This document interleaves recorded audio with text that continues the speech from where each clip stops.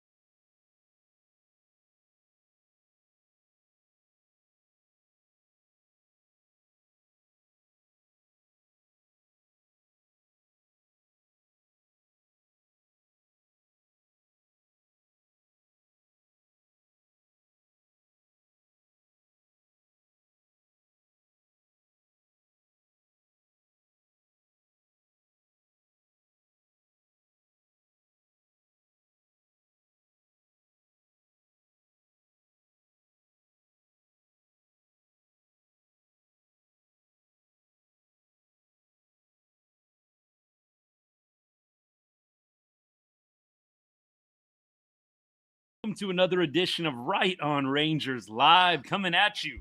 Rangers up 2-1 in the top of the 8th inning. Week off. Feels good to be back. Took a week off, had some stuff going on for work. Just needed a little break from all the live streaming and took a little break from making the content here and there too. It was nice, but we're ready to grind it out the rest of the way with y'all. And let's start with tonight's ball game, man. A game that the Rangers look going right by the blueprint, aren't they? They've got a 2-1 lead here. Bullpen going to be tasked to close this one out. Jake Burger, hometown kid, up to bat right now. 2 outs, first and third. Brandon Nimmo able to just reach base. Jacob deGrom, 5 beautiful innings. And the defense just did not allow him to go a 6th. You figure Burger, Josh Young play a little bit cleaner in the early innings. Defensively, deGrom's probably going 6 innings. Probably going 6. Just was not meant to be. Nevertheless, we're here. Rangers bullpen trying to close it out. During the sweep, yeah, look, it was great to see the Rangers sweep the Royals. I will say that. I did not miss the losing 3 out of 4 to the Astros. Definitely did not miss that. I was actually quite happy I did not have to do lives during that. I know some Astros fans were giving me a hard time. Dude, where are you? They always look for us when we're down. Everybody talks big when they're down, as good old Luka Doncic likes to say. Everybody acts tough when they're up, man. Astros fans were wondering, where was the Right on Rangers pod for some of those games? Pre-planned work trip, my bad. We'll have to wait until later on whenever they get back together again, July, August, whatever it is. But I was sad to miss that sweep, man. Hey, Luis, appreciate the gift, man. Thank you so much. Means a lot, brother. As always, not needed, but much appreciated. Yeah, look, the sweep was great. I did tweet out after the sweep was completed, this was going to be the real litmus test, right? St. Louis in St. Louis. That was going to be the real litmus test. The Royals had dropped 8 of 9 coming into that weekend series where the Rangers are able to collect that sweep. 8 of 9. And then when the Rangers were done with them, it was 11 of 12, right? Just not a very good team. And so the Royals were a team that you hope the Rangers could win 2 out of 3 from. You hope that they could maybe sweep. Jake Burger, by the way, going to go down on strikes, unfortunately, here. Would have been great. To get an insurance run wasn't meant to be. Rangers are going to go to the bottom of the 8th, holding onto that 1-run lead. And as a result, you've got in the top of the 9th, if you're keeping tabs on that, Rangers will end up sending, after Burger, Duran, Osuna, Carter. Not a bad group of 3 there to have up in the top of the 9th if you're looking to add on a run or 2. We got a lot to talk about today. I know that some of y'all have already gotten into it a little bit. Host of moves. Man, host of moves definitely today. Hang on one sec. Sorry about the technical difficulties there. Yeah, look, Robbie Ahlstrom. Maybe major league debut at some point this week. It was kind of funny yesterday. I talked about Jalen Beeks. Jalen Beeks, by the way, sporting an 8.40 plus ERA in his last 7 games, 8.40. Just not good. Beeks has really declined after a very, very nice start to the season and really a good run in spring training, too. And there's Robbie Alstrom sitting with a sub 3 ERA in a very hitter friendly AAA league. I definitely felt like it was a move worth making, and I guess the Rangers did too today.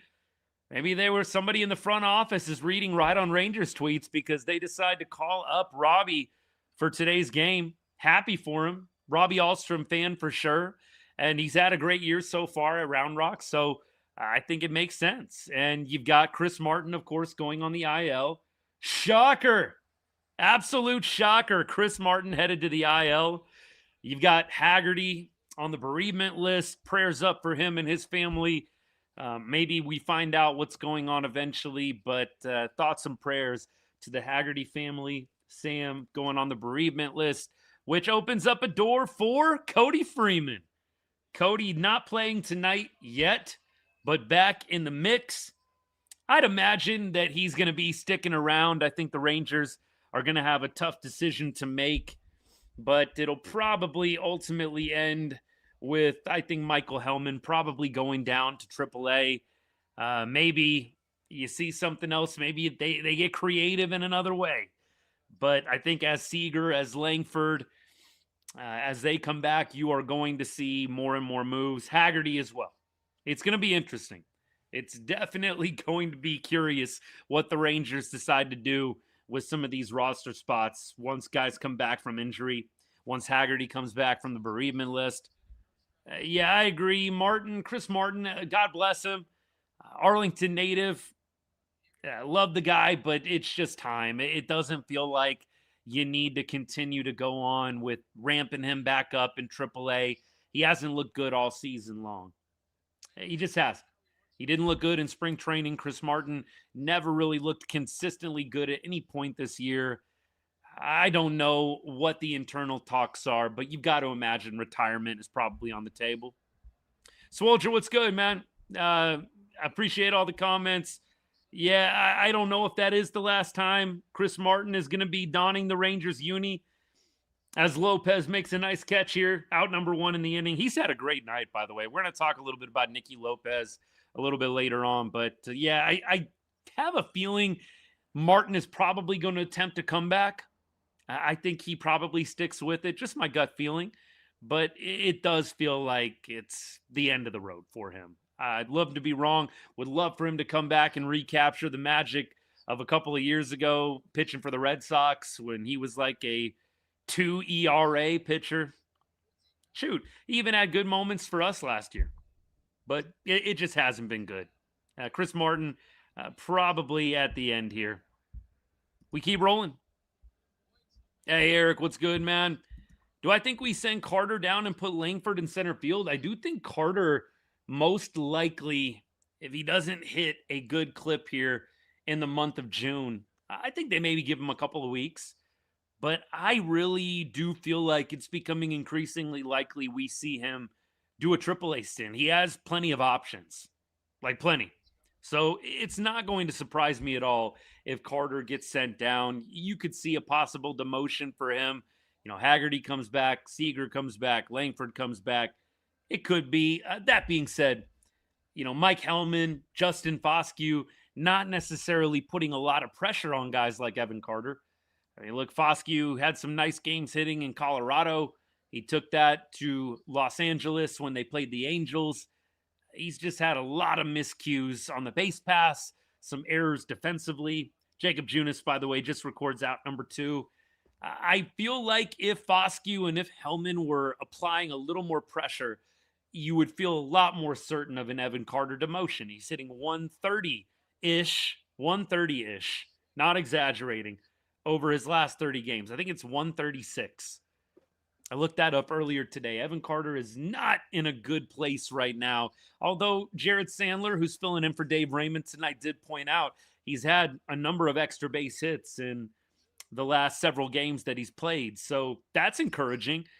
But nevertheless, Evan Carter just not giving you a whole lot with the bat. He is taking walks. Full count Carter for a reason. He is playing a good center field. those are givens, but I think the Rangers are expecting a little bit more out of a former top prospect. Jordan Walker up to bat right now, 0 for 3 on the night. Rangers have done a decent job containing him, but we'll knock on wood right now in a 1-run game. Let's definitely knock on wood. Oh, goodness. June is trying to get out of this 8th inning alive. Walker fouls off his 4th pitch of the AB. Goodness. Yeah. Martin, yeah, spend some time with the wife and kids. Darnell, good to see you, man. Good to see you. Nate, what's good, man? I don't know if you're still hanging out, but I appreciate you, brother. Good to see you as always. Yeah, look, I said it earlier. I know that some Astros fans were giving me crap, but legitimately, a planned work trip that I had going on. This was in the works for a number of months. I was in New York City. I actually got to go to a Mets game. That was fun. And just decided to unplug a little bit from ROR. I did a little bit of posting here and there, but it was a busy week. But it was nice to take a little bit of a breather, especially during that Astros series. Wish I could have been around for the KC sweep. By the way, Jacob Junis just struck out Jordan Walker to end the inning. Junis has definitely been a godsend in the pen. I know he's had some struggles off and on here and there, but still sporting a 1.75 ERA. It's hard to complain about that. Yeah, I wish I would have been around for the sweep. I appreciate y'all letting me have a little bit of peace here. It was nice to just be able to kick back, watch some games, and not have to worry about making content and doing the live shows. But man, I'm refreshed. I'm ready to rock and roll here. Couple other trips planned throughout the summer, but nothing crazy. I think, like I said, probably, I don't know if I'm on pace to still do my 150. I'm pretty close. I think I'm right around that 150 pace that I've always said. It's going to be great. It's going to be a great finish. I would love to see some insurance, Darnell. Would love to see it. Yeah. Kate, appreciate you, man. Look, miss you guys too while I don't get to do those. Look, I was watching all of the Astros games and just the carnage that unfolded in multiple of those. And yeah, it was ugly. I think the Rangers reached probably the low point of the season in that Astros series. Was nice to see them bounce back at home. Was nice to see the sweep of Kansas City, a team that you had to take care of business against. KC, look, after the Rangers took care of them, had lost 11 of 12 games. Not a good ball club. And the Rangers needed that badly. And now you go to St. Louis and you're off to a decent start right now. You'd love to get another run here. Rangers up just 2-1. Soriano in to pitch for St. Louis. I definitely feel like this is the litmus test. Can you go to St. Louis and win 2 out of 3? Look, 1 out of 3 to me is kind of ho-hum, same old, same old. If you really want to make an impression, win 2 out of 3 here. Win 2 out of 3 against the Cardinals, a team that's 31-26 right now. You know, definitely not major league best, definitely not the best baseball has to offer, but a team that's quality, a team that's winning games, and I definitely feel like Rangers come out of this series 2 out of 3. You're raising your eyebrow. You're at least acknowledging, okay, this team has a pulse. Not acknowledging, hey, this team's going to win the World Series. This team has a pulse. This team has an opportunity here. I definitely feel like you win 2 out of 3 on the road. You will see me at least be a little bit more positive and hopeful about the Rangers' opportunity to at least get back to October. Gore and Evo up next. Kind of just especially the reason why I feel good about the series. You've got Evo, you've got Gore, who've both been pitching pretty well of late. I know Evo gave up 3 earned runs in his last start. It was good enough to win a game, right? That was the first game of the Astros series, correct? Or whatever it was, the second game, third game. I mean, look, they lost like 3-1. Evo pitched pretty well. 7 innings, 3 earned runs. That's going to win you most ball games. Yeah, what are my thoughts on the Zeke, Smith, and Freeman scenario? Connor, what's good, man? Good to see you. Zeke, by the way, hustling this one out. Is he going to get it? He is going to get it. Zeke has another hit. He's taken off to second on a poor throw, and the Rangers are in business in the top of the 9th inning. Look, I know that I'm kind of pumping it up a little bit, maybe too much. I know I'm probably going to get accused of gassing this one up a little bit, but I'll tell you what, the Rangers, Ezequiel Duran, you have got a guy that potentially could start an all-star game. I look, you don't hear me say this kind of stuff all the time. If he continues on the clip that he's on right now, I think he's 100% a candidate to start the all-star game. The only thing is he going to get the fan vote, the popularity? Is he going to be able to get that national attention? But I think he's going to have the stats, no doubt, to start the all-star game. He's right now, by the way, just if you think I'm crazy, 299 with an 823 OPS. He'll be moving back to second base when Seager comes back into the fold. Probably next week, you would imagine Seager. Maybe even later this weekend, Seager probably going to be back, I would think. I just feel like Duran right now is just on probably one of the best heaters. One of the best heaters in the game. I think he had the second most RBI in the AL in the month of May. In the AL. I mean, this guy is one of the best hitters going right now. It's weird to say that. Not things I thought I would say about Ezequiel Duran in 2026. So I've got to eat a little bit of crow. I didn't expect this out of Zeke. But here he is. And I think Silver Slugger, I mean, all those things, man, he's doing it. 299 with an 823 OPS plays. Osuna, by the way, gets on base a little, I don't know, excuse me, swing, gets him on base, little swinging bunt, if you will. And he is first and third here, no outs. Osuna just putting the ball in play. Beautiful things happen when you do it. We say that all the time here on the show. Beautiful things happen when you put that ball in play. Michael, what's good? BJ, do you think Seager gets going when he comes back? It's a great question. I really do feel like you're going to see Corey Seager get hot at some point this summer. I don't know if he does it right out the gate, BJ. I would imagine it's probably going to take a week or two. I want to just say this, just, prediction out of nowhere. This isn't based on anything, just gut. I think by late June, he's cooking. If he can stay healthy, right? If health isn't a factor, I think he's cooking by late June. That would be my prediction. Maybe not right out the gate, but late June. Evan Carter, speaking of Carter, we were just talking about him, man. Strikes out. Can't even put the ball in play. No outs, runners on first and third. That's pretty bad from Evan, man. This is the kind of stuff we're talking about, man. Evan, you got to put the ball in play, brother. You got to do it. You got to use that speed to your advantage. You have to put the ball in play. If they can't get Evan putting the ball in play, that is where it becomes a demotion type scenario.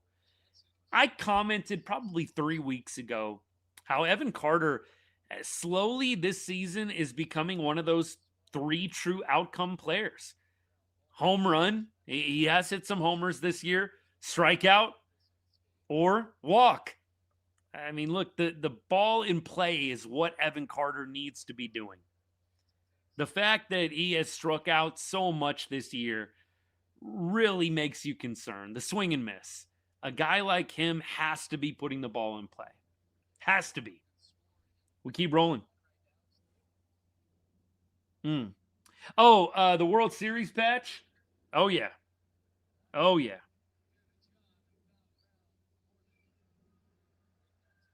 Man, that is pretty terrible from the Rangers. I'm not surprised. It's up to Lopez to bail us out of this one. Nicky Lopez, man, 2 for 3 on the night. The Rangers had first and third no outs, and you have a strikeout and a foul out to third base. Come on, baby. It's gross. It really is. And look, I don't think that you had to bunt in either one of those scenarios, but it's just so painful. And look, you guys know how I feel about the catching situation. I am not a fan of really either guy at this point. I mean, I like Higgy. I don't have anything personal against either of these guys, but I'm just not in love with our catching situation. The Rangers, night and day, are praying that Malcolm Moore continues his development, continues his rise. There is really no other backup plan besides Malcolm Moore. The catching spot, I mean, look, for any positives that you can point out, I mean, Danny Jansen is hitting 171 with a 586 OPS. Is that worse than Jonah Heim did last year? I think it is. And granted, you're paying Jonah Heim. You were going to have to pay him $7 or $8 million. By the way, Osuna steals second here. Jake, I hope you're wrong. I hope you are wrong, brother, but the thought entered my mind. I'm not going to lie to you guys. I'm not going to lie to you. We'll show the comments so that way everybody gets in the mix here. Why not pinch hit? Good question, but by the way, Lopez called out on strike, so we're going to have to close this one out in a one-run lead. Not good. Just not good. Look, in regards to the pinch hitting, let's go through the options. So if you were going to pinch hit there, you had Freeman. Maybe. I mean, maybe righty. But Freeman, fresh off of his Round Rock rehab stint, do you want him up there in the big spot? Maybe you do. Lopez, by the way, 2 knocks, so I can understand why they wanted Lopez to hit. Hellman, Higgy, Foscue, none of those guys inspire any confidence in me. Like nobody. ABS could have been interesting there. I want to say pitch number 4. Yeah, the strikeout, you definitely could have used ABS. It would have been potentially, losing the final challenge. So, I do think maybe a little pushback there is in the bottom of the 9th inning. You don't want to have no challenges. I mean, look, it was a pretty obvious ball call, but it's close. And I get this one a little bit more. Still, it's frustrating when you see, hey, in a 1-2 count, strike 3, probably a ball 2. But I do feel like maybe in the back of the mind there, it's, hey, you don't want to lose that challenge for the bottom of the 9th.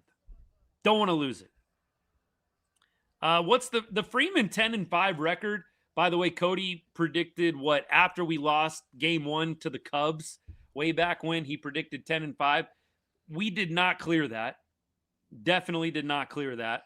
But, I mean, look, it's definitely maybe around 500.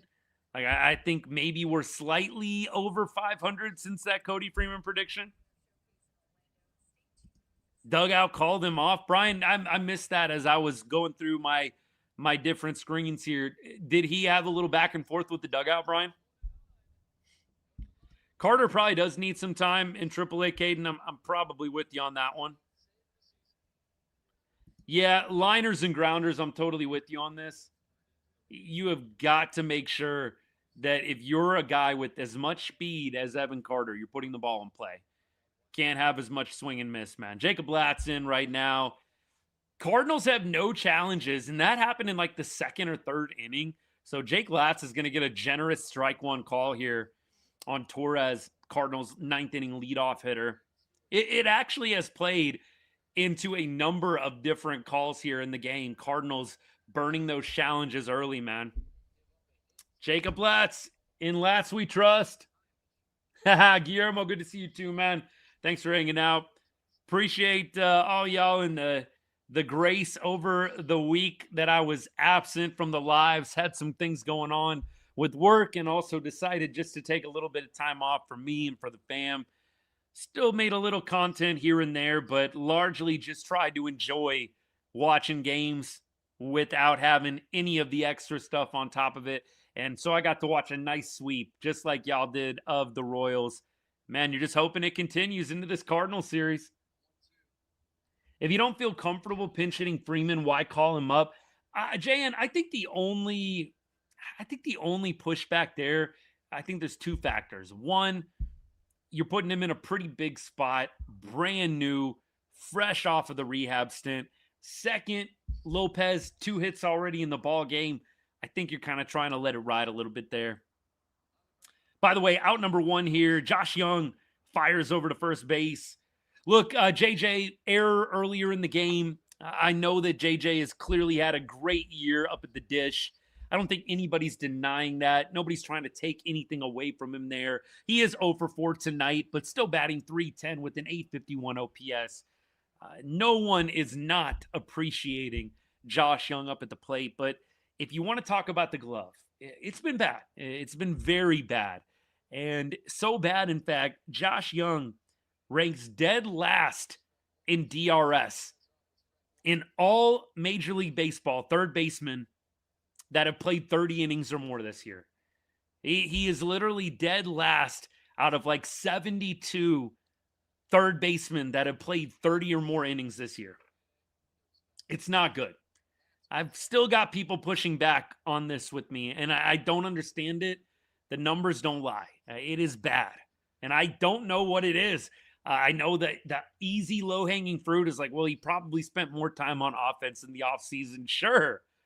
But Josh Young was like a serviceable to slightly above average defender, and now he is literally dead last in defensive runs saved in all of Major League Baseball third baseman. My goodness. Jacob Latz is going to get number 2. He gets a nice swing and miss from Masyn Winn, who is responsible for the only other Cardinals run in this ball game, the home run he hit in the 6th off of Peyton Gray. 2 quick outs here by Jacob Latz. Filthy off speed.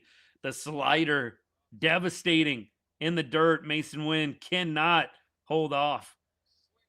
Another lefty on lefty matchup here. Nolan Gorman, he is going to fan at strike 1. Latz comes back quickly with pitch number 2.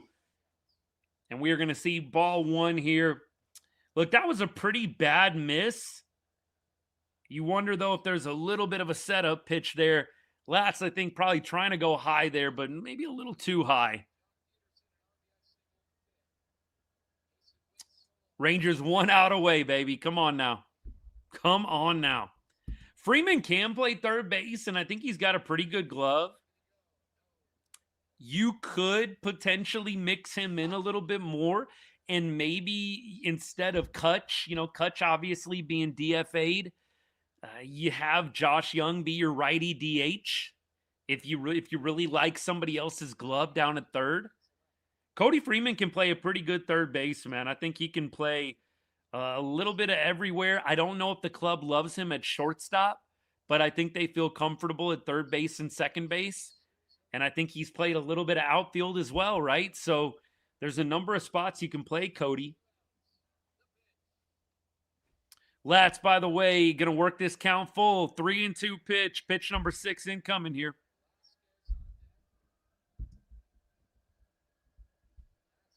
Come on, baby. Finish this one out. Foul ball. Slider outside half of the plate, and Gorman is able to spoil it. Why is Berger way up in the lineup?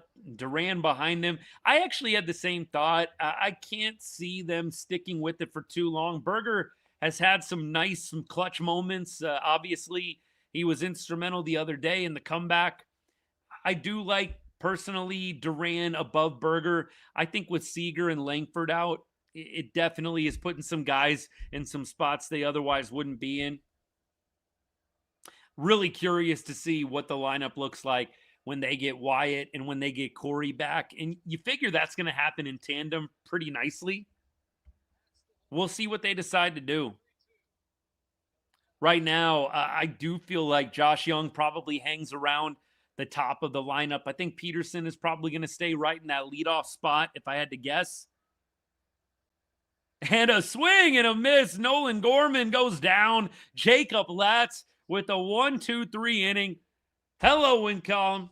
Fire up the boombox playing I Like Texas. Rangers get their 4th dub in a row. They go into St. Louis and take game 1 with Evo and Mackenzie Gore lined up in game 2 and game 3. Ezequiel Duran powering the Rangers to their 29th win of the season. Duran 3 hits today, 4 ABs, 1 RBI. Good stuff, baby. Great to see another winner. Hey, first day back after a little vacation, and here we go. Right back in the win column, baby. deGrom, 100 career wins. Well done, sir. Well done. Yeah, 4 wins in a row. Is this matching the season high? Is this matching the season high? What's the Rangers' best win streak this year? Is it 4? What are we at now? Where? 4 in a row. I don't feel like we've seen this year, but maybe we have. Just all of the muck in between, man. Just might be fogging my memory, but 4 in a row. That feels like a season high.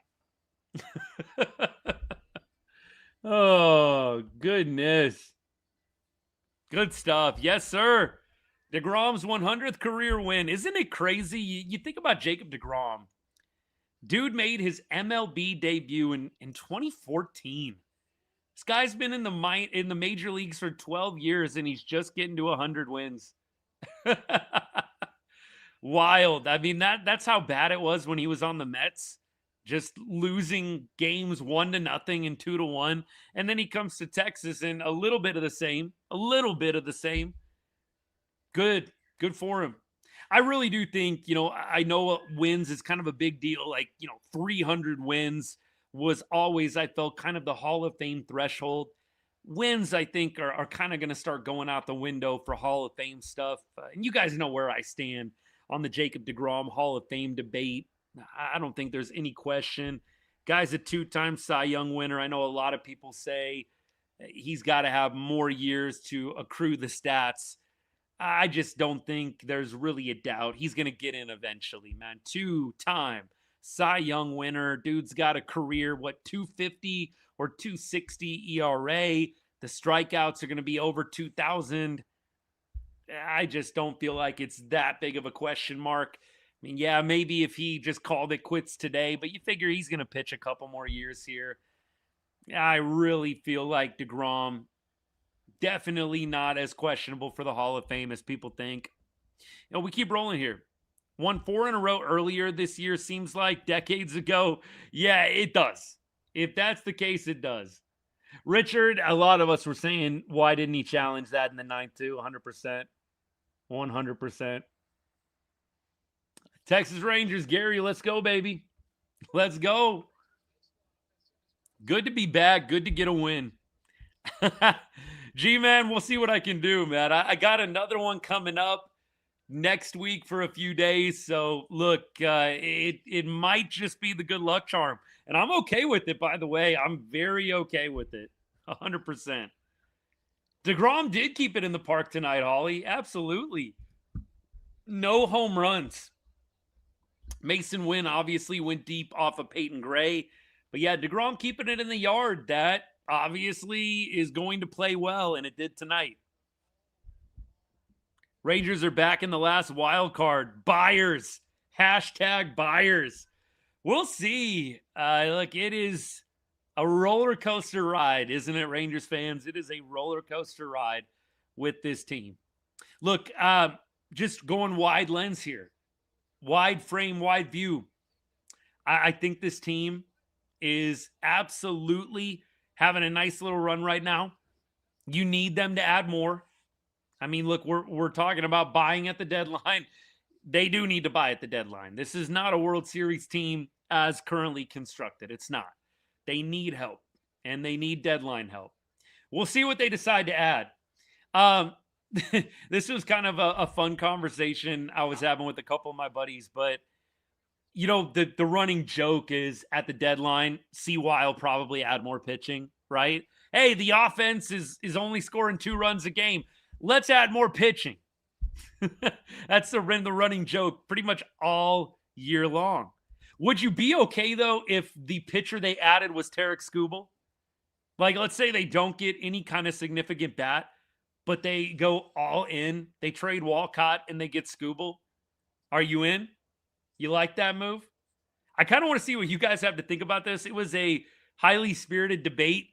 What would you think if the Rangers went all in and got Skubal? Didn't really get a whole lot better with the bats, but they upgraded, and now they have the 4-headed monster, if you will.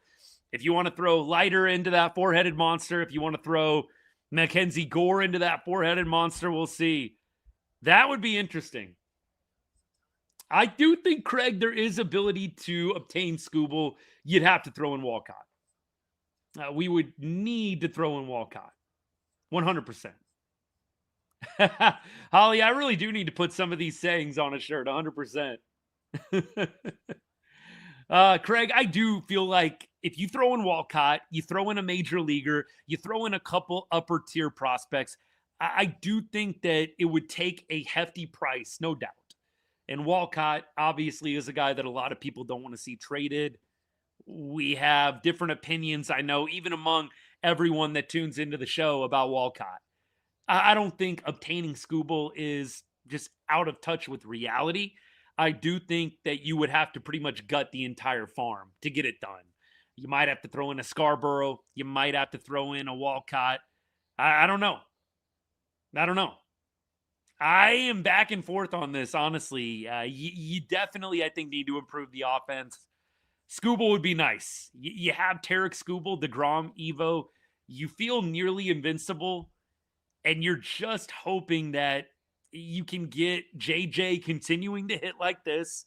You can get Seager being Corey Seager in October. And then you can have Wyatt Langford becoming that 30-30 guy that you always thought he could be.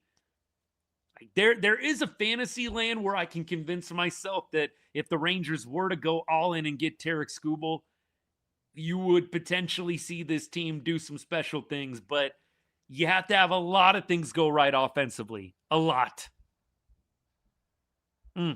Yeah. I mean, I think maybe. Yeah, I mean, look, this is fair. Scooble did have some melts at the end of the last year. He's not untouchable. But look, Rangers fans, we've seen bats go cold in October. We've seen it. I mean, we remember 2010, man, that World Series. I mean, I'm not even talking about the 2011 World Series. I'm talking 2010, man. We saw that 2010 team go ice cold in the World Series, right? So look, it doesn't matter. You can have it happen both ways, right? You can have the bats go cold. You can have the pitching go cold.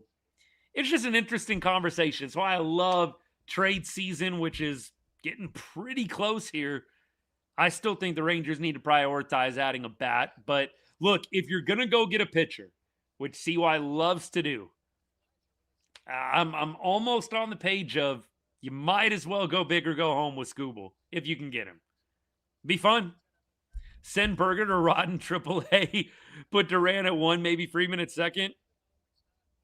Look, Berger to me is a high risk, high reward. You could get a Jake Berger that is really providing you with a lot of pop from the middle of the order, or you could get a guy that looks like at best like a number 8 hitter. It's just so volatile with Berger. You just want to see him be a little more consistent, man. Hey, Zachary, appreciate the gift, man. Thank you so much. Not needed, but much appreciated, brother. The comment is, this feels like a phantom IL stint for Martin, either IL or AAA, which he is not doing. I don't know. I really don't know if this is like a phantom IL stint. He probably does have something going on. I mean, he's going to be 40 years old, I think, tomorrow. I want to say his birthday is like June 2nd or 3rd. I was looking up just his age the other day. So it's like, is he 40 already? And I saw like early June birthday. He's about to turn 40. So it's not like shocking to me if he has a legitimate ailment at this point. I mean, the guy's 40 years old and he has had a decent career in the major leagues. He's had a decent run. I just feel like he hasn't looked consistently good at any point. Going back to spring training, it might be time to call it a day. Might be time. Jerry, what's good? Yeah, the bat for Joc has caught fire. He is working his way into that comeback player of the year conversation. I'm wondering who else is in the mix for that. I'm going to have to check the betting markets. I wonder who else is in the mix. But look, what Joc is doing, 794 OPS on the year. He might be comeback player of the year. I'm going to see if I can look it up for you guys. Like, what do the betting markets say about this at this point? But comeback player of the year doesn't feel like totally out of the question for Joc. Let's see what the MLB betting odds are for this. See if I can pull it up. Let's keep rolling. Texas Rangers transferred Robert Garcia to the 60-day IL. Yeah, I don't know what's going on with him. Shoulder stuff, right? But it was like I don't think there's a lot of Rangers fans that are really complaining, myself included. I mean, obviously, we want RG to get better. Nobody's wishing him to stay hurt or anything like that. But I will say this, I think the Rangers are probably better off without Robert Garcia right now. I don't think that is an insensitive thing to say. I think it's reality based on his performances this year and even going back to last year. I think that it is a better thing for the team to have somebody else as the lefty guy in the bullpen at this point versus Robert Garcia. So the Robert Garcia 60-day move opened up the not the Peyton Gray, the Robbie Alstrom move, right? So they had to provide a spot for Robbie Alstrom on the 40-man. Transferring Garcia to the 60-day allowed them to add Alstrom to the 40. So I think that is the simple way to put it. Now, with the bereavement list situation with Haggerty, when Haggerty gets off the bereavement list, it's going to get interesting. Who do you send down?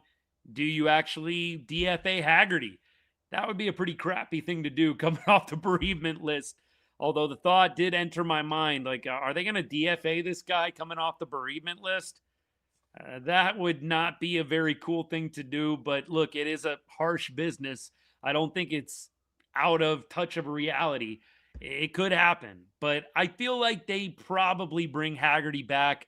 I don't know if they DFA him right off of that.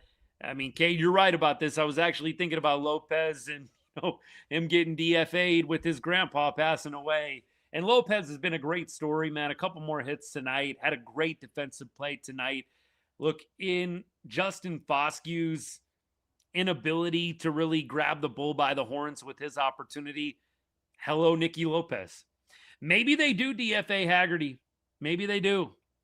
That would be kind of a crappy thing, but look, he hasn't played well. Let's be honest. He hasn't played great this year. He definitely has had his moments of impact, but it feels very small. It's not going to shock me if Sam gets DFA'd at some point. I just don't know if the club is going to do it right off the bereavement list. I do think Monty comes back in early June. I think early June for Jordan Montgomery. Hey, Z Moore, appreciate you. Yeah, great pitching today. Rangers look 25, 26 scoreless innings in a row from their starters. Very, very impressive, man. Very impressive. Landon, I'm going to go with get a good catcher. I mean, Higgy, nothing personal. Danny Jansen, nothing personal. I'm not in love with those guys at catcher. I'm just not. I don't think a lot of people have asked me this question. I've gotten some DMs about this too. Like, when Monty comes back, are you going to go 6-man rotation? I don't think so. I really don't. We've talked about 6-man rotation and just why it's not necessarily a great idea, but let's talk it through, right? So you go 6-man rotation. Monty comes back in early June. I still think he's probably a couple weeks, 2 or 3 weeks away, if I had to guess. But you automatically give your bullpen just less margin for error, right? You're taking a guy away from the pen and you're adding him to the rotation when you go to 6-man. And so if your 6th man doesn't have a good day, you automatically are taxing your bullpen way more than you otherwise would. And I would submit, with how much this bullpen has already been used, the last thing you want to do is take away a guy from the bullpen and add them to the rotation. Or just take away a spot from the pen and add it to the rotation. As much as right now you're kind of in a conundrum, like, hey, Kumar Rocker's kind of pitching well. Jack Leiter's pitching great. Mackenzie Gore's coming around. I think you're going to have a tough decision to make. I do feel like you could have potentially Monty in the bullpen as a spot starter. I still don't feel 1,000% confident that the Rangers aren't going to demote Kumar Rocker, even though he's had a couple of nice starts. I don't think it's a foregone conclusion that Kumar stays up at the major league level. I could see them demoting him. It's definitely going to be a close call. If he has 2 or 3 more really solid starts, I don't see it happening. But let's say Kumar had a couple of mediocre to below average starts. I think you could possibly see Kumar get demoted. It's going to be interesting. It also probably depends on whether or not Jordan Montgomery actually pitches well when he goes on to his rehab assignment, right? If Montgomery is getting blown up a la Chris Martin, like when C-Mart was down at AAA, or was he at Frisco? I think he was at Round Rock. He was getting blown up. If that's what's happening to Jordan Montgomery, yeah, I don't think he is going to be sliding into a rotation spot. Time will see. Time will tell. I see you on Kumar, but he leads the Rangers in ERA for starting pitching. Yeah, Ethan, you and I have talked about this though. I am not on team ERA, man. What I would need to see, what's the FIP, man? What is really going on? Is he getting lucky? Is he getting fortunate? What is the FIP? I want to see that if we're going to talk about Kumar Rocker.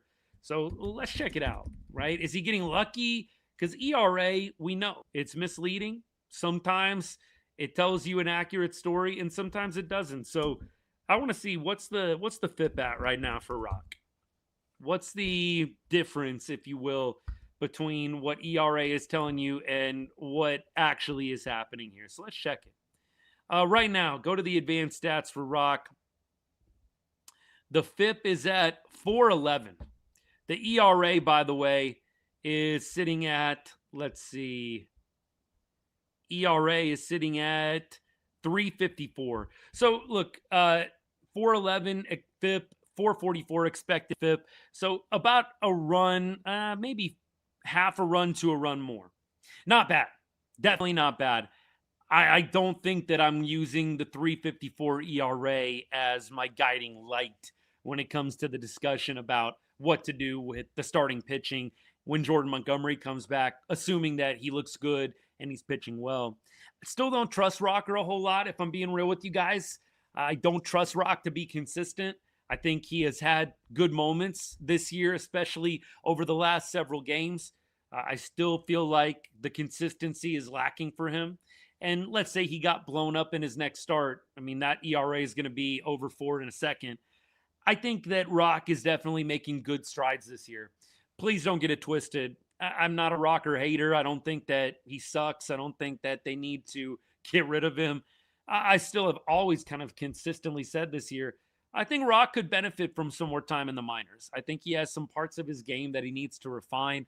And so rather than riding a wave of, hey, he's had 2 or 3 good starts in a row, take a long-term approach here. I don't think him going down to AAA is the worst thing in the world.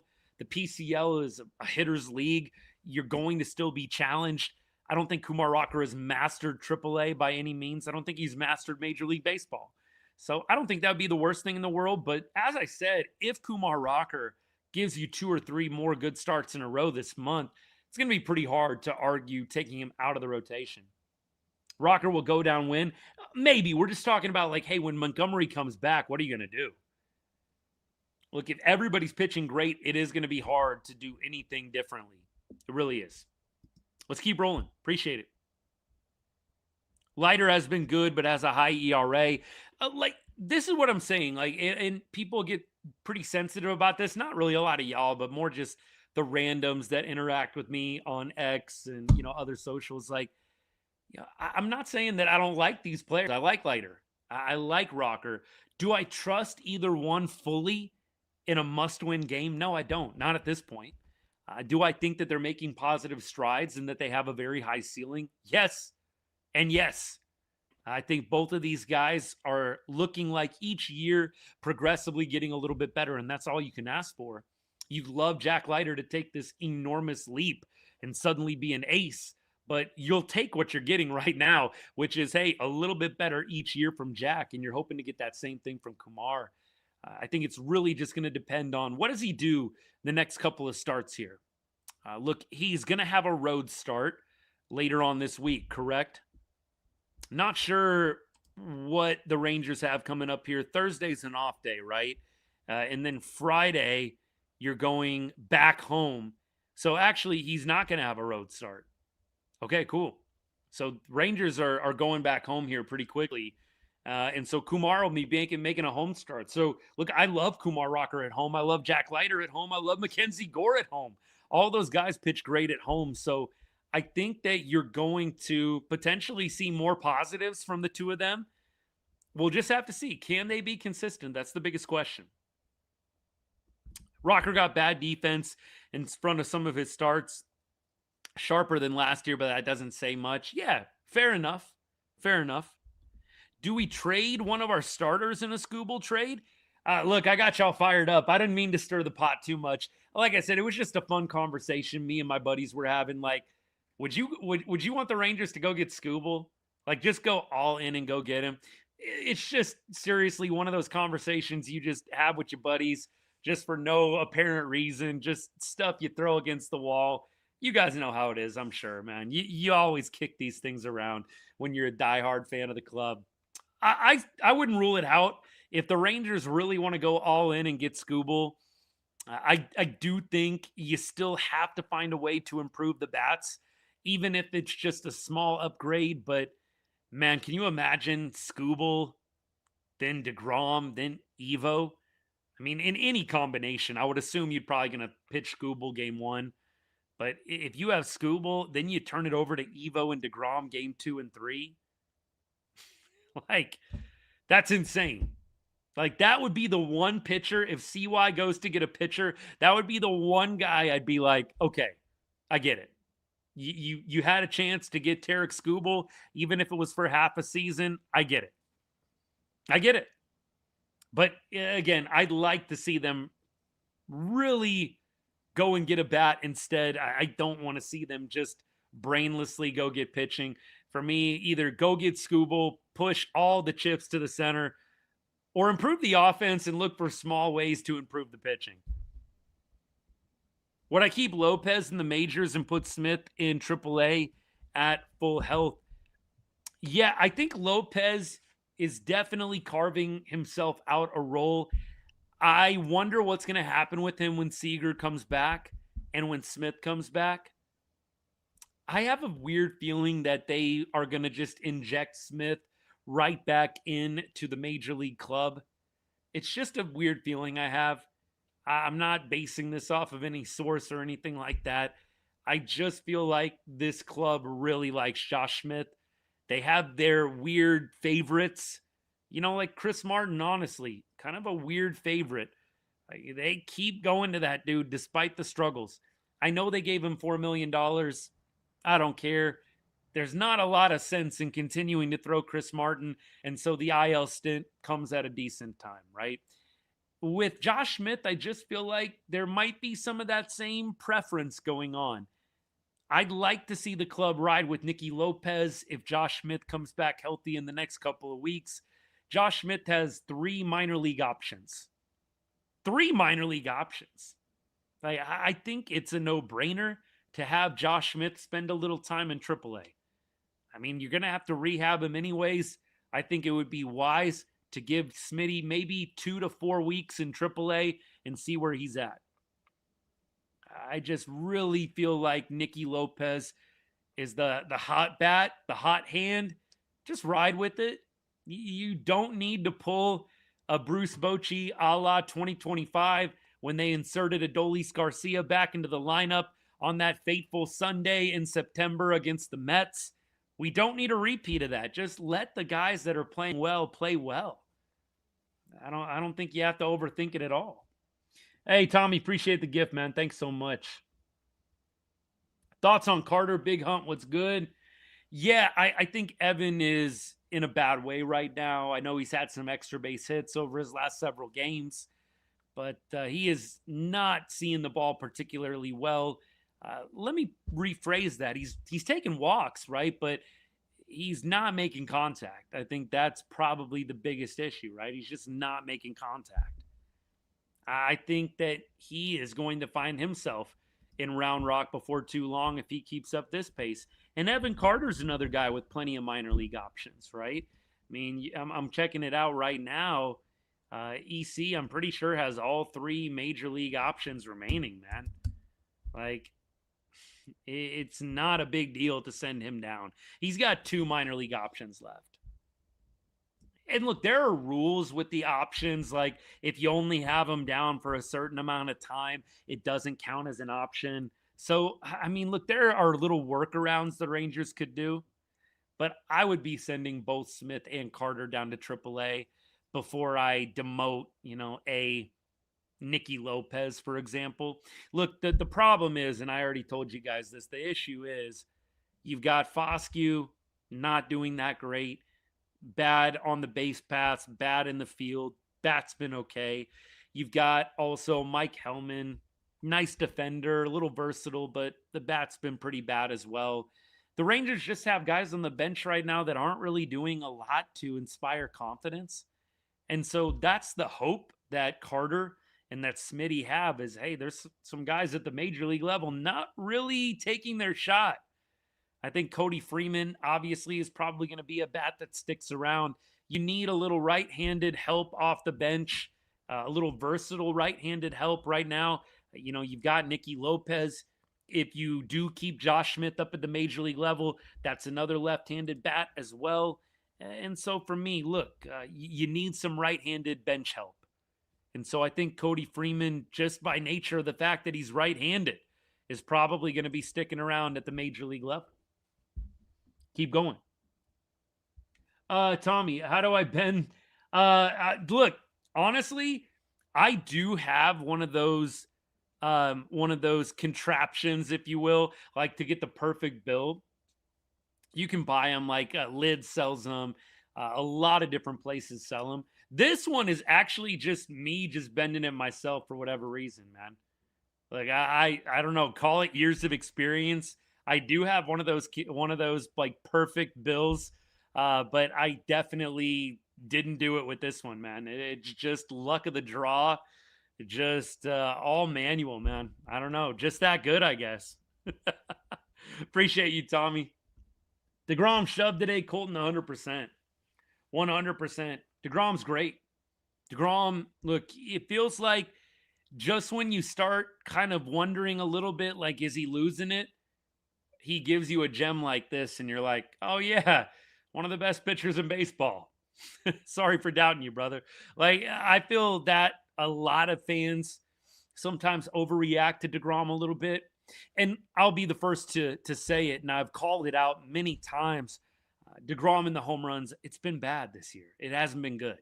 deGrom cannot continue giving up long balls, especially to lefties, man. That's been the biggest issue. But this is still one of the best pitchers in the game, in my opinion. I don't think this guy is washed. I don't think this guy is over the hill. I think he is definitely on the back nine. But I do think that Jacob deGrom is still one of the best pitchers in baseball. And you see it more often than not. You do. You see it way more often than you don't. Hellman's job on offense is just to bunt. They barely let him hit. Yeah, he hasn't been good. And look, he was hitting some homers in Round Rock, but the average wasn't great. I think Hellman is basically defense for you right now, right? He's defense. Yeah, maybe you can use him in some situational hitting, bunting, stuff like that. But feels like when Haggerty comes back, Hellman probably gets sent down. I think that's going to be the obvious move. And then from there, when Wyatt Langford, when Corey Seager come back, you've got some interesting decisions. You've got some interesting calls here. You really do. We'll see what happens. When deGrom throws his off speed, he does well. His first inning is always big for him, 100%. When deGrom makes it out of the first inning, clear, free and clear, you feel pretty good about the start he's going to have after that. At least I do. deGrom went to his changeup a lot today, seemed to be effective. Yeah, both Evo and deGrom, I think there's a common theme. They're going to have to get better with the off speed.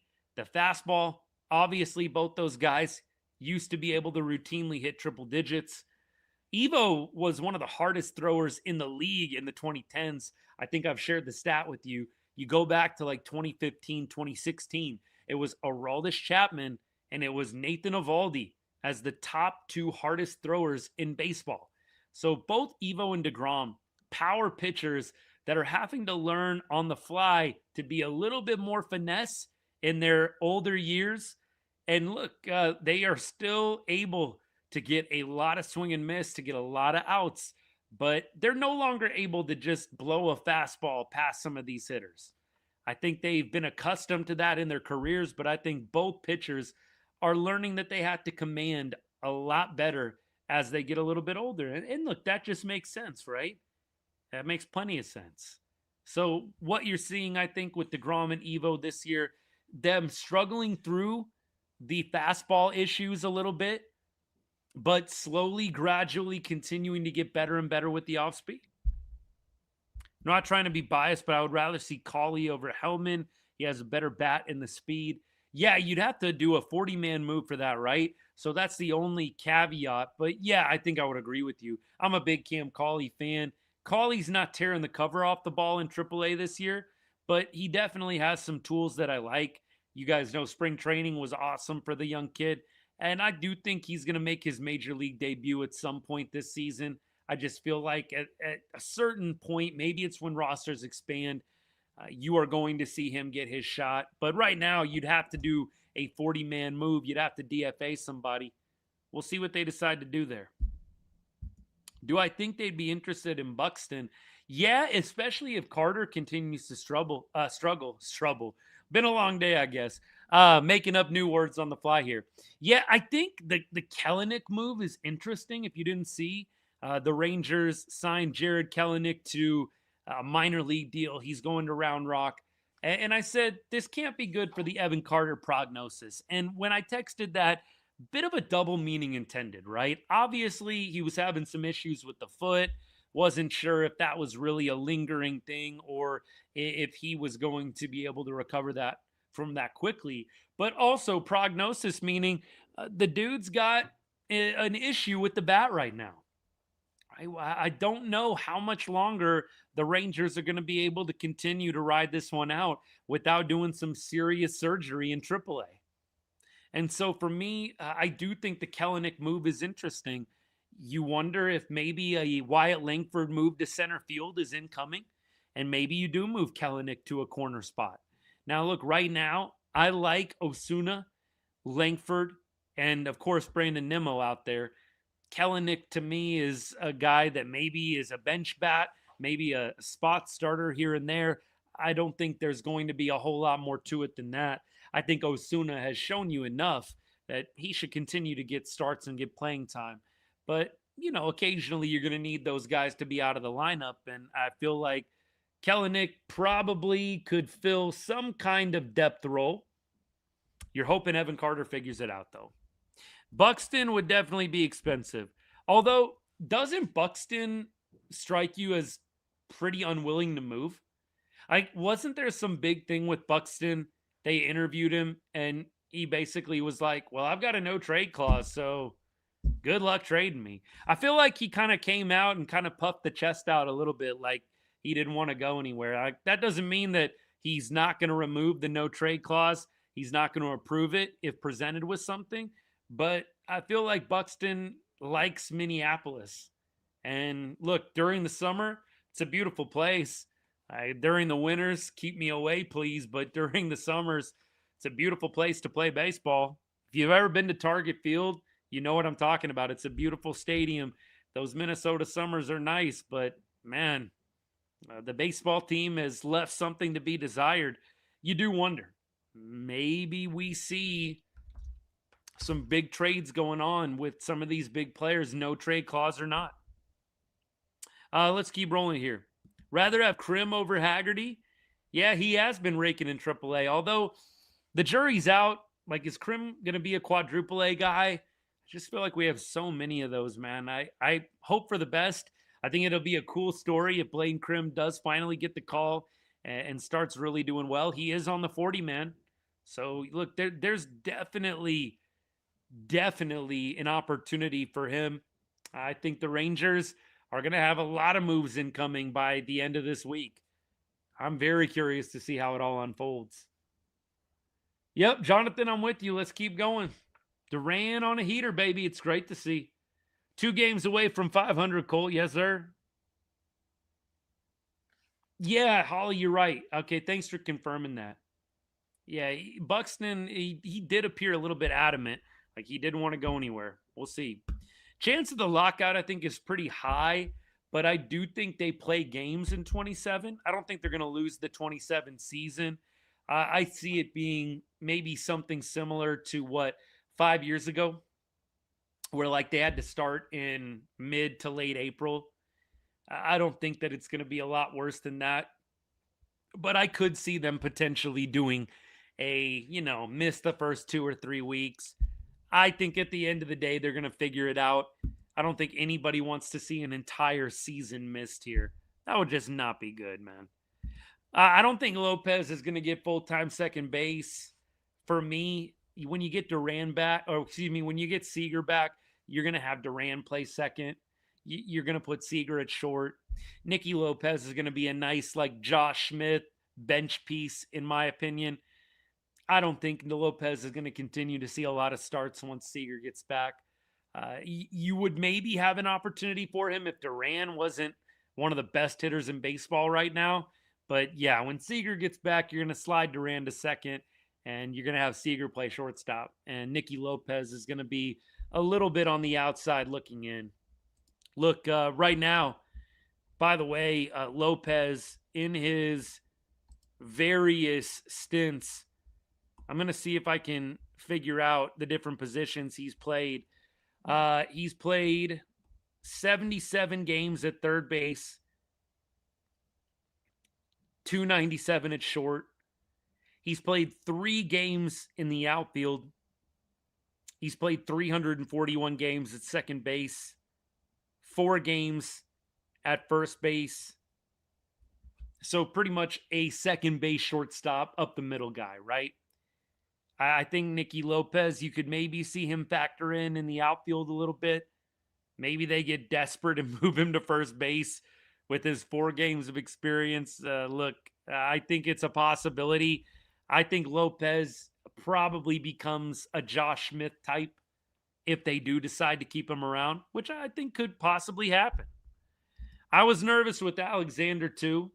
I was really wondering how things were going to unfold as the Rangers got late into the pen. When Jacob Latz came on, I felt pretty solid, pretty confident it was all going to work out. But yeah, Alexander has been a little up and down of late, 100%.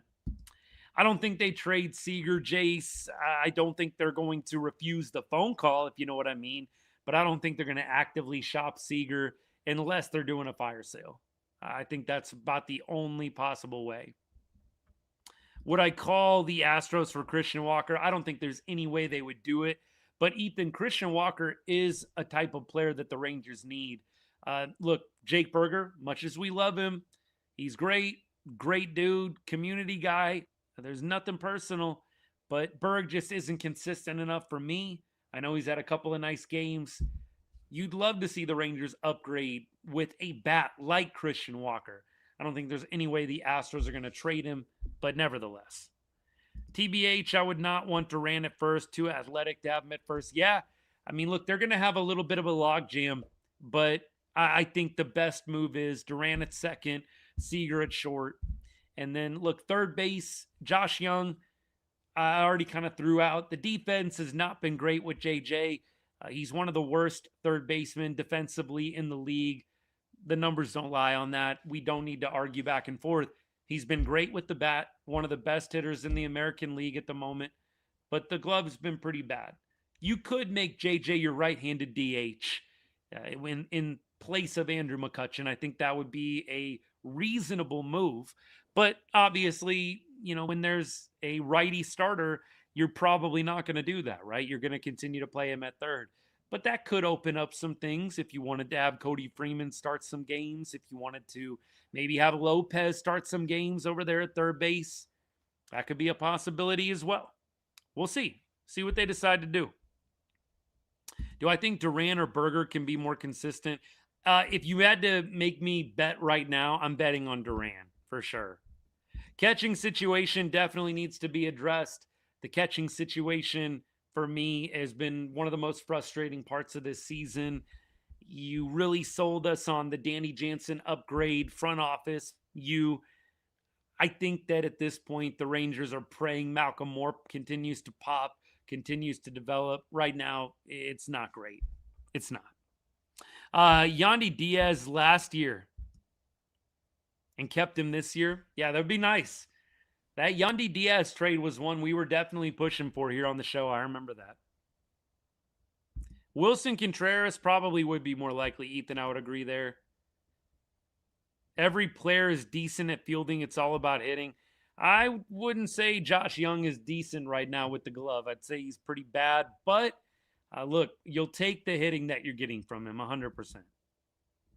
Wouldn't be mad to see more Joc at first, give Berger more days off. Yeah, I think Joc at first base with a righty starter could make a lot of sense. You do have a pretty lefty-heavy lineup. You could put Seager at DH.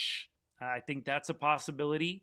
Yeah, I do think Berger, you could spell him against tough righty starters. Berger does hit lefties really well, but when there's a righty on the bump, I don't think there's anything wrong with going to Joc at first base. And then you have one of the other lefties sub in as the DH. Maybe it's Nimmo, maybe it's Corey. Astros would be more than happy to trade him.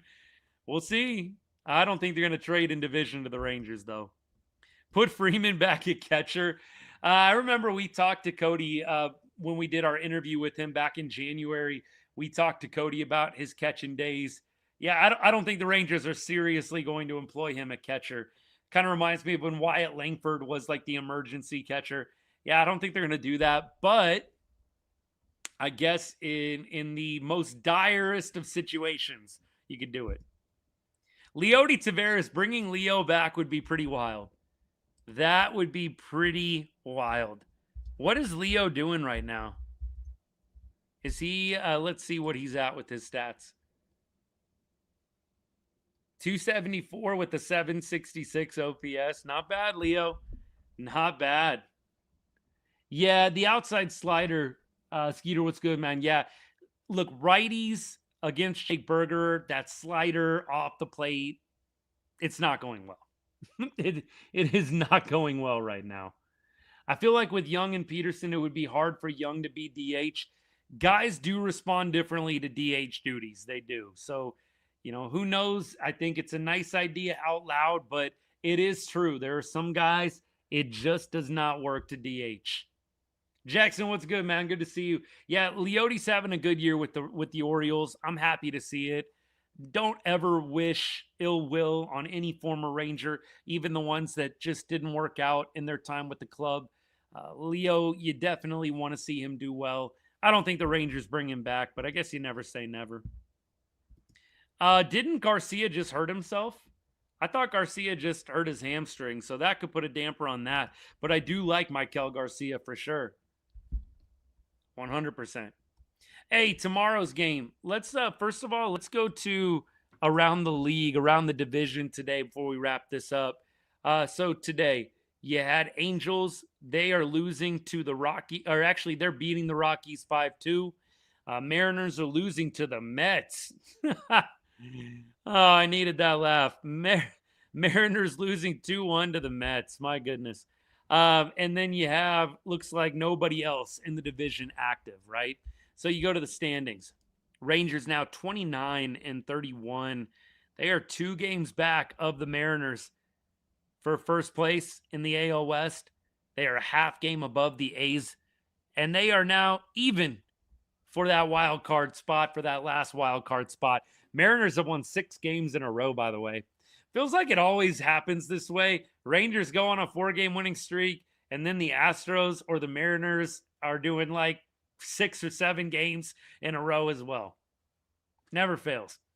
Just feels like every time the Rangers had a good run last year, somebody else was having a good run too. Like, you guys remember the 16-4 Little Rascals run. I'm almost 100% like Houston or Seattle was killing it while we were going on that Little Rascals run as well.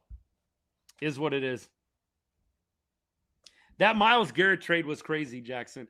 Look, I was hoping the Cowboys were going to get him. I would have loved to see that. What would you have had to given up? I don't know. But, yeah, Myles Garrett to the Rams, definitely a wild trade. Rams reloading, man. They are reloading. Look, it's probably what Matt Stafford's one of his last rides here, maybe the last one. Let's go out with a bang. Angels were down 2-0 to the Rockies until they scored 5 runs in the bottom of the third. Well, go Rockies, man. Let's see if they can figure it out. Hey, tomorrow we got, obviously, Evo on the bump against May. The Cardinals' probable starter, 3-6 with a 4.57 ERA. Oh, this is Dustin May, the Dodgers, former Dodgers pitcher. Okay, cool. May, by the way, he's coming off a 7-inning, 1 earned run start against Milwaukee. Before that, Pittsburgh, 5 1/3, 4 earned runs. Then Kansas City, 6 innings, 3 earned runs. So he's coming off, look, a decent little 3-game stretch here. We'll see if he has any numbers against the Rangers. Looks like Nimmo is 2 for 6 off of him, and Joc Pederson is 1 for 3 off of him. Nobody else on the Rangers has any numbers against Dustin May. And then Evo against St. Louis. You've got Burleson 0 for 3, and you've got Masyn Winn 1 for 3. So look, not a lot of past history between these starting pitchers for tomorrow's game and the opposing lineup. So, you know, that can be a good thing. That can be a bad thing. Hopefully for the Rangers, Evo, little element of surprise, little unknown, and we end up getting a very, very high quality start from one of our aces. Nathan Eovaldi, his last 3 starts, very, very solid. He definitely gave up a little bit more than you would have liked to have seen in Houston, the 5 earned runs. But you go back, he had 3 earned runs against the Angels. He had no earned runs against the Astros before that. 21 innings pitched, 8 earned runs over his last 3. Definitely not elite, but definitely not bad either. And so you're going to see, I think, a really quality version of Nathan Eovaldi tomorrow. Got a good feeling about the ace going into the game. By the way, it's going to be same start time, 6:45 Texas time. Cardinals now 31-27. Rangers improved to 29-31. Seager and Langford, yes, they do make their Frisco debuts. That'll be fun to watch, 100%. That'll be a lot of fun to watch. So we will maybe keep y'all posted on that. Wonder if it's going to be on MLB or on MILB TV. Have to check into that. All right, last one here. 50-50 with us versus the Mariners. We can play well and win if we don't have Robert Garcia pitching. That's great. Yeah, look, I feel pretty good about the Rangers going up against anyone in the division. I know what happened against the Stros. Clearly not ideal. We got our butts kicked thoroughly. But I do feel like you look up and down the division, Rangers can hang with anybody. Clearly they can look really, really bad at times. But we're going to enjoy this streak, 4-game win streak. No reason to be overly negative. Let's win a series tomorrow. Let's sweep a series on Wednesday. Just keep stacking the wins, baby. That's the plan, and we're sticking to it. Hey, appreciate you guys hanging out. It's good to be back after 8 games off, man. Was it 7? 7 games off, right? We missed all last week, 4 games against the Astros, 3 games against the Royals. So we took a little 7-game hiatus.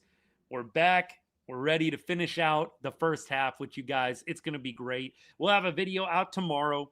Appreciate you guys and all the ways you support Right on Rangers. Share a video. When the video posts tomorrow, give it a like. Forward it on to somebody who's a diehard. I would really, really appreciate it. I'm going to check comments one last time. Sky, go Rangers. Yes, sir. Do the Rangers have any options for a defensive catcher to slow down the running game? Not at the moment. I mean, Cooper Johnson's pretty good defensively down at AAA, but I don't think they're going to go that route. Hey, Jace, much love, baby. And hey, as I always say to end every show, God bless and go Rangers.